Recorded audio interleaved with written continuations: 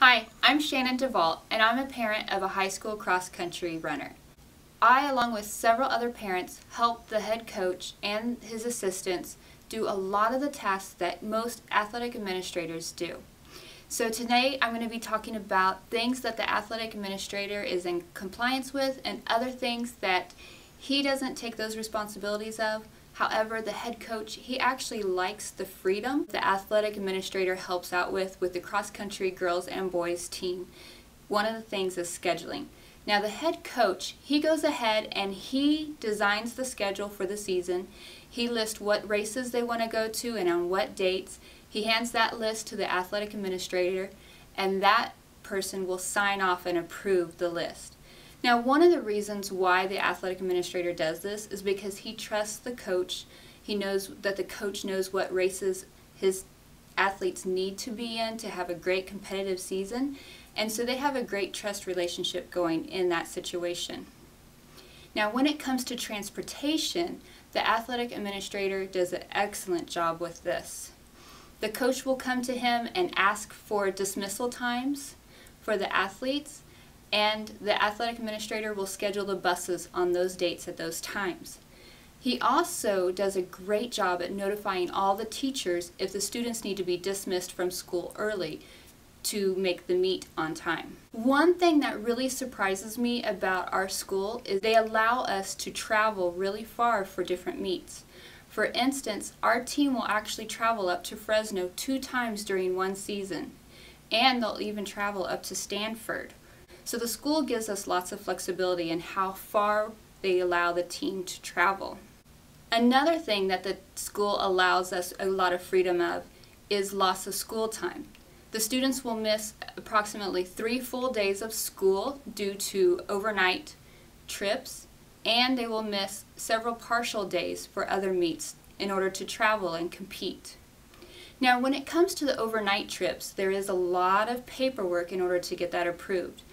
First, the head coach needs to fill out paperwork that he sends to the athletic administrator, who then approves that. The athletic administrator sends it to the ASB director, who approves, sends that to the principal approves it, and sends it to the school board, who then votes on it and approves it. So this process does take a lot of time, and we have to make sure we start the process early enough or else the trip won't get approved. And since we have 3 of those a season, we need to make sure we're on top of those things.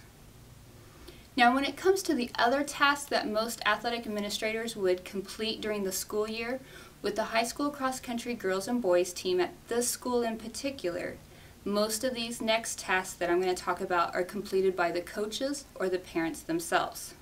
One of the tasks that we take care of is the officials. Now, when it comes to officiating a meet, it's a little bit different than a basketball game or a football game where you have referees. At the cross-country meets, as far as leagues go, the league teams have agreed that whoever has the home meet, the coaches will do the timing, and the parents will actually be in the finish chute collecting the bibs and keeping them in order. And then the home coach is in charge of posting the results. Now, there's a lot of ethics involved in that, but each league has agreed to these terms, and because of that, it works. Now, there was one league meet where it was really close. Varsity boys, it could have went either way for which team was going to get first place. And so as I'm in the finish line collecting those bib numbers, there was actually a coach and 3 parents who was watching our every step to make sure we kept them in order and kept everything ethical. Now, we do have a large meet coming up at the end of October where we'll have almost 2,000 athletes. For this meet, we hire an outside professional team who will come in. We'll actually be doing chip timing at this meet. And so they will come, they'll set up all the mats, they bring the chips, the bibs, the safety pins. They even post everything online for us. It's great to have this company come and do this, especially since we have so many athletes at this meet. Now, it does cost about $3,000 to have them come and officiate this one meet, but it's well worth it. When it comes to the contest control, one thing that really surprises me is the freedom to have practices and meets on holidays. For most schools, it's stated that if there's no school in session, there's no practice or meets. However, with our team, we're allowed to have practices and meets. So on Labor Day this year, they had practice in the morning. Veterans Day this year, they have a race. And even on Thanksgiving, they don't have a race or a practice, but after their family has had their Thanksgiving lunch, the varsity boys and girls that have qualified for the state competition will load up and they'll drive up to Fresno that night and stay in a hotel so that they have fresh legs the next day to review the course and then fresh legs on Saturday to compete. So when it comes to the holidays, the school has given the team freedom to hold practices and meets. When it comes to the location for the league meets, the league teams share the responsibility as to the home games and the away games, and they keep that fair. Besides the league meets, the team travels to almost all their other competitions. When it comes to equality for boys and girls cross country, they do a very good job. They have the practices held at the same time, they have the same amount of time for each practice, they go to the same meets, they travel together. For instance, Stanford, they're taking 14 boys and 14 girls. So they keep it very equal. Now the two areas that I have most concern with that the athletic administrator does not have any help or control over is practices and athletic trainers or doctors. As far as practices go, the cross-country team does not practice on school property. All their practices are held off-site. There is no written permission slips from the parents. It's just known and accepted. They run off campus, they run to a park, and they practice most of their practices there. Now there are some practices held at a hill or the horse trail, and they have to cross several crosswalks with stoplights to get to those. The school allows this, and the parents are okay with it too, but there's nothing in writing that says they're allowed to do this. As far as the first allowable day of practice goes, they are very good at making sure that they don't have any practices as a team before that first day. However, they do have a really good running camp that's held during the summer. My last area of concern is the doctors or athletic trainers. When it comes to the home meets, the school does not provide an athletic trainer or a doctor to be present at the meet in case there's an emergency. Now the school does have some athletic trainers, but when we go to the athletic administrator and ask for one of them to come and be available, they're never available because they're always at other sports.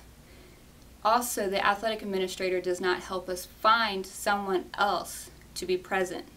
This really concerns me because it's the safety of the students, the athletes. For instance, at the invitational that we had last year with over 1,500 athletes competing, we had to call 3 different ambulances to come and take care of the needs of different athletes. Now we do have some parents who are doctors and nurses, and they are there to help out. But for liability reasons, we really would like to have someone who's not related to anyone on the team when it comes to the doctor and the athletic trainer. Those 2 areas are my biggest concern, the practices and having a doctor present at the home meets. I started talking to the coach about this tonight and pointing out to him how liable that he is, the athletic administrator is, and the school because they haven't taken care of these the proper way. And he was starting to understand that because he really likes the freedom that he's been allowed to have, but at the same time, with that freedom comes a lot of risk. And so my first step to help resolve those 2 issues is to continue to talk to him so that he will go and talk to the athletic administrator and really point out how he really does need his help, especially having a doctor present at the home league meets. So I hope you enjoyed hearing how the high school cross-country girls and boys team has been in compliance or out of compliance as far as the athletic administration tasks go. Thanks. Have a great night.